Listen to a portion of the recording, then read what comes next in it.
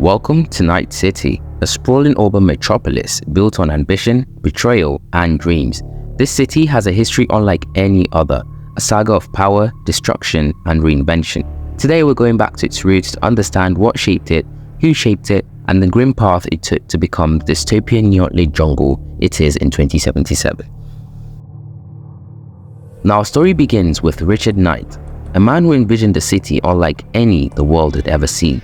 Born in the 20th century in 1954, Knight was an architect with incredible vision and a knack for innovation. In the 1990s, he had one bold dream, a city that wouldn't just be technologically advanced, but free from crime, poverty, and the burdens of government bureaucracy. This utopia would be driven by the brightest technological minds, overseen by private industries, and offer a lifestyle others could only dream of. But while his vision was pure, the real world, as he'd come to find out, is very complex. To fund this ambitious city on the edge of tomorrow, he needed resources, and lots of resources. Enter the mega corporations like Arasaka, Militech, and Vaughan. You should subscribe, by the way. These mega corporations saw the value in Knight's vision, not just for its innovation, but as a foothold on the West Coast. They offered capital, support, and resources, but at a price, and that price was for the control of Night City. By 1993, he decides to buy a massive chunk of land in California and decides to call it Coronado City and starts pitching this big utopian dream. Richard Knight had founded Knight International, aiming to lead construction without interference, but the corporations were already embedding themselves into his plans, and with them came the interest of organized crime syndicates, who saw this new city as prime territory for influence and money. Despite his vision, the next 5 years were a war of control. Corporate executives, organized criminals, and politicians saw opportunities to exploit Knight's dreams. And Richard Knight? He wasn't willing to compromise. He pushed forward, determined to retain control. By 1998, his dream city was halfway built, its foundations laid, and skyscrapers starting to rise. But in October 1998, Richard Knight's story ended tragically. He was assassinated in his penthouse apartment under mysterious circumstances. The official investigation was inconclusive, but most agree that he was a casualty of the ongoing power struggle between the mega corporations and Night City mobs. Corporate interests, mob bosses, or perhaps whoever it was, they got what they wanted. With Knight gone, his utopia was now a battleground. After Richard Knight's death, corporations fully moved in and carved up the city amongst themselves. They also decided to rename it from Coronado City to Night City to honor the guy who just had his dream brutally hijacked. But really, it was a marketing move to make the city sound edgy. The corporations didn't care about Richard Knight's dream. They just wanted control. And in Night City, control means money, power, and influence. By 2005, Night City was officially completed. But it looked far different from Knight's original vision. Instead of a utopia, it was a metropolis of corporate towers, sprawling slums, and private districts controlled by companies like Arasaka and Militech. For the corporations, it was paradise, no government interference, a huge workforce, and endless profits. Over the next 2 decades, Night City grew, becoming a beacon of wealth and desperation.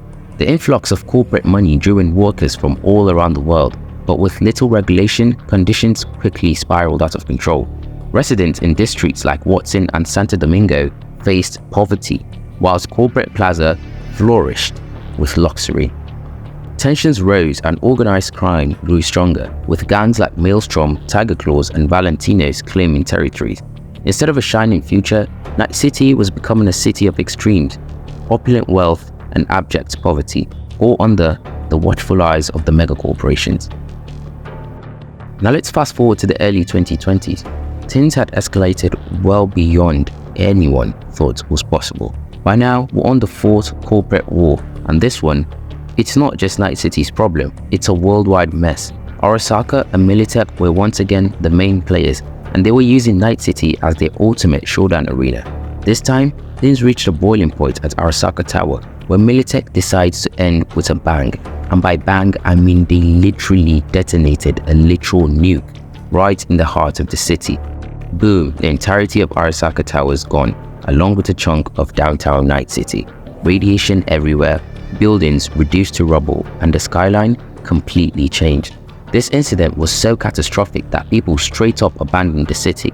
Night City becomes a wasteland, a ghost town with radioactive hotspots and reminders of how badly things went sideways.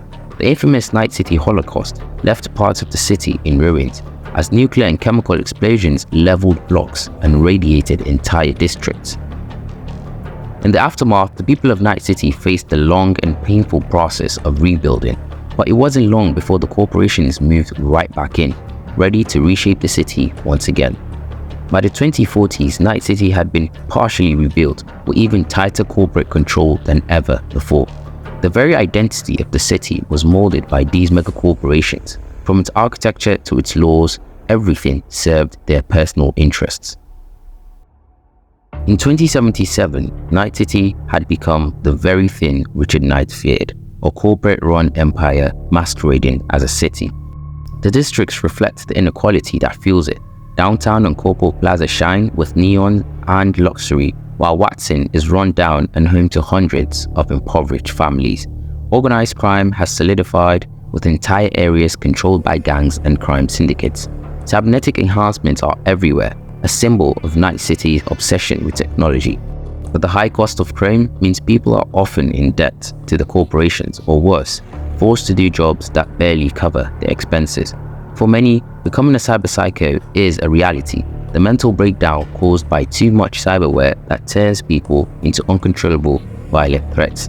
Arasaka's influence in particular is unmistakable. From data storage to private military security, the corporation's hands in Night City runs deep. Their presence is both feared and respected, as they operate as the true enforcers of order in this otherwise chaotic city. The cycle continues, with corporations selling dreams to desperate citizens, only to trap them in endless cycles of debt and dependency. So here we are, a city that began as a dream for a better future. Richard Knight's vision of paradise has become a testament to humanity's drive for power at any cost. This is Night City, a place where opportunity exists, but survival is never guaranteed. It's a place built on ambition, controlled by corporations, and sustained by the very people it exploits. And that, my friends, is the story of Night City, a history of innovation, betrayal, and survival in a world that's constantly one step away from collapse. If you find yourself here, remember, Night City doesn't change for anyone. It's up to you to find your place or be swallowed by it. Now, I know this video wasn't too much of a deep dive into the history of Night City, and that's because, as I've mentioned from previous video, As I've mentioned in previous videos, I'm in school and I've really just got to face my books. I've got exams in a few weeks coming up, and I've just been trying to rush things a little bit. And thanks for watching. If you liked, subscribe, and yeah, see you guys later, I guess.